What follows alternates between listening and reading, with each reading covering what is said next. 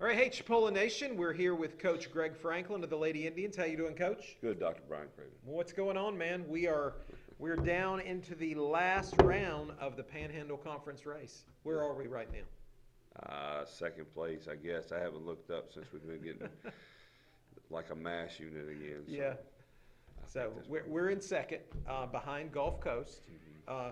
A usual spot. We're always neck and neck with Gulf Coast, and we started out, man, just like a ball of fire in first place, number one everywhere, and then people started going down. Yeah. Like will happen occasionally, but we've got 4 games left. We head to Tallahassee on February 8th. We're off Wednesday, but we go over there Saturday. Then we host Northwest on the 12th. We go to Pensacola on the 15th, and then we finish up with Gulf Coast here on the 19th, and that's it.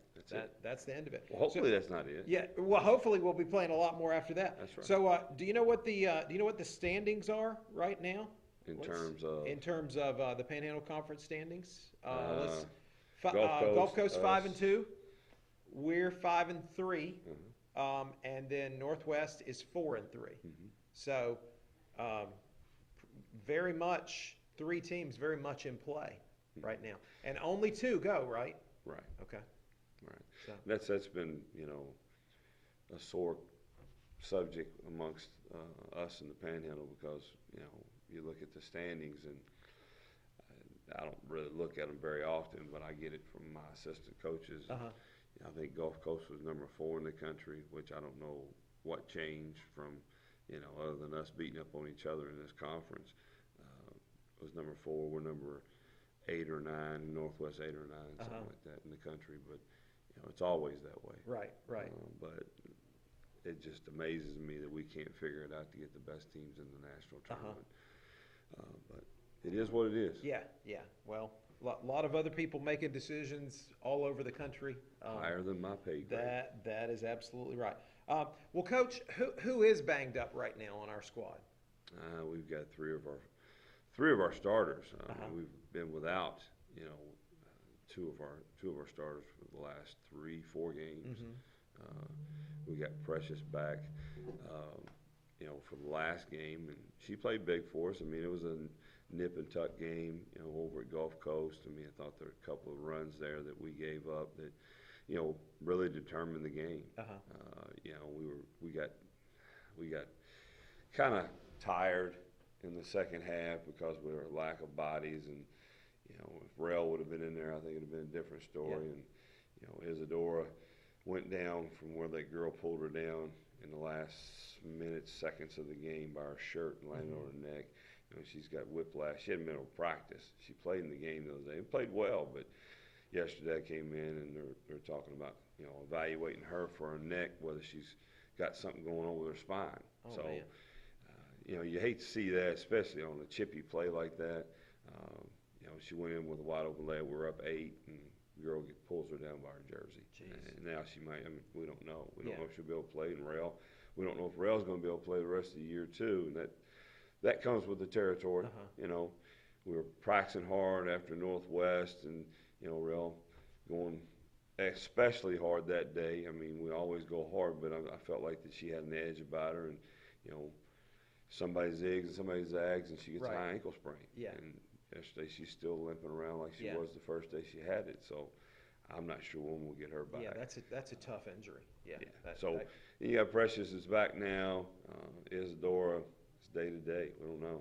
And that's 3 kids we put a lot of time, effort, and energy on to make them a big piece of this puzzle. Yeah.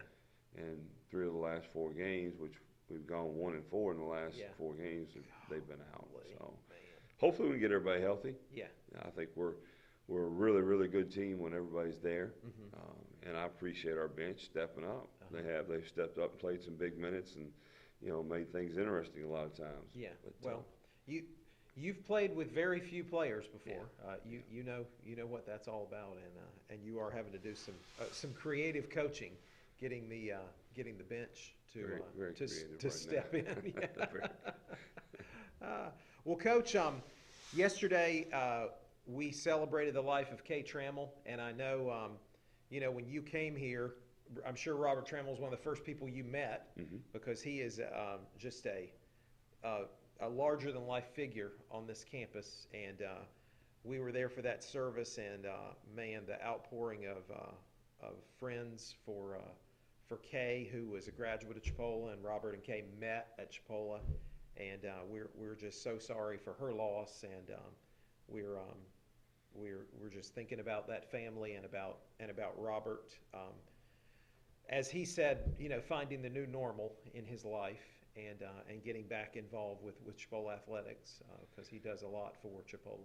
I text Robert and told him I wanted to be there, but my father's in town. I hadn't seen him in so long. Yeah. And, you don't know how many times you're going to be able to Right, see your dad. right. But I told him my heart was with him, my prayers are with him, and they really are. Yeah. Because, he was one of the first people at my press conference to come shake my hand, and never will forget this. The man walked up to me and he said, "Coach, here at Chipola, telling you, we're with you. Win, or win." and I truly knew he meant that. He But, does. And his wife was such a sweet lady. Oh yeah. Every time you were around, she was always asking about family and friends, and she'll be missed, and hopefully we can lift Robert up. Yep.